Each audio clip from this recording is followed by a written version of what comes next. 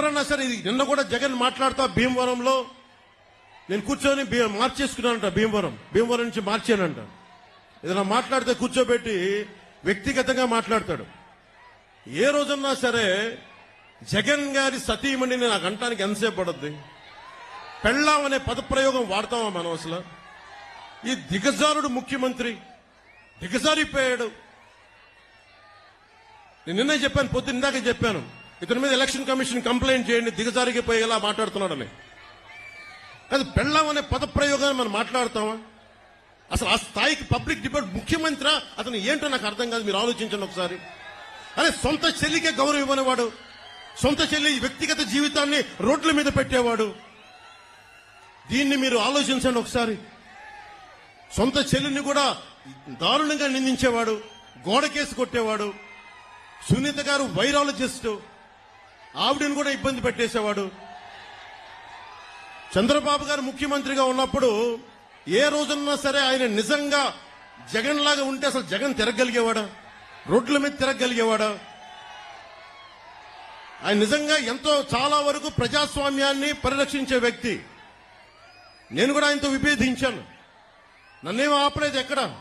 నాకే police protection తగ్గించలేదే, నాకెక్కడ permission deny చేయలేదే. అందుకే నాకు ఆయనంటే గౌరవం. ప్రతి నాయకుడికి ఇంకొక విభేదాలు ఉంటాయి పాలసీ పరంగా, అవి ప్రజలకు సంబంధించి తప్ప ఏ రోజు కూడా ఆయన కూర్చొని అప్రజాస్వామికంగా ఆయన ప్రవర్తించలే. జగన్ ఈ రోజు కూర్చొని మేము రోడ్ల మీదకి రావాలంటే అన్ని ఆంక్షలు పెడతాడు.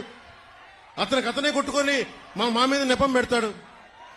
ఇంకొకసారి జగన్ ని మీరు కేవలం వచ్చే ఎన్నికలు కాదు, రాజకీయాల్లో అతను పక్కన పెట్టకపోతే ఆంధ్రప్రదేశ్ కాదు దేశానికి కూడా ఇలాంటి నాయకులు చీడ పురుగులు. మీరు దయచేసి బలంగా పెట్టుకోండి.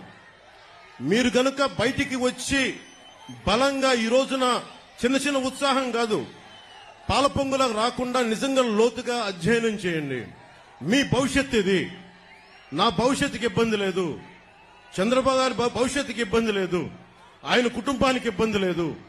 కానీ ఇన్ని కోట్ల మంది ప్రజల భవిష్యత్తుని ఒకళ్ళు బాధ్యత తీసుకోవాలంటే చాలా కష్టమైన పని. మా సైజులు మేము తగ్గించుకున్నాం. చంద్రబాబు గారు దాదాపు ఎన్డీఏ కన్వీనర్ గా ఉండి, జాతీయ స్థాయిలో ఎన్డీఏ కన్వీనర్ గా ఉండి ప్రభుత్వాలు నడిపి కేంద్ర ప్రభుత్వానికి కీలకమైన వ్యక్తిగా ఉండి ఈ రోజున తగ్గి ఆయనకి ఎమ్మెల్యేలు కుదించుకొని తగ్గించుకొని వచ్చారు.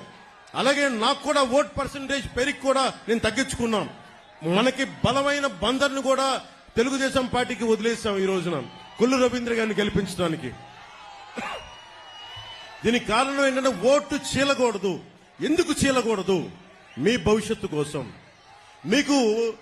మీకోసం పనిచేసే వాళ్ళు కావాలి, రైతాంగాని కోసం నిలబడగలిగే వాళ్ళు కావాలి, మత్స్యకారుల కోసం నిలబడగలిగే వాళ్ళు కావాలి, అలాగే కూర్చోబెట్టే యువతకు ఉపాధి అవకాశాల కోసం నిలబడగలిగే వాళ్ళు కావాలి.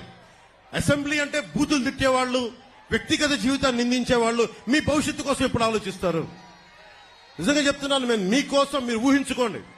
ఫస్ట్ టైం అసెంబ్లీలో 5 సంవత్సరాల తర్వాత డిబేట్స్ చాలా ఆరోగ్యవంతంగా ఉంటాయి.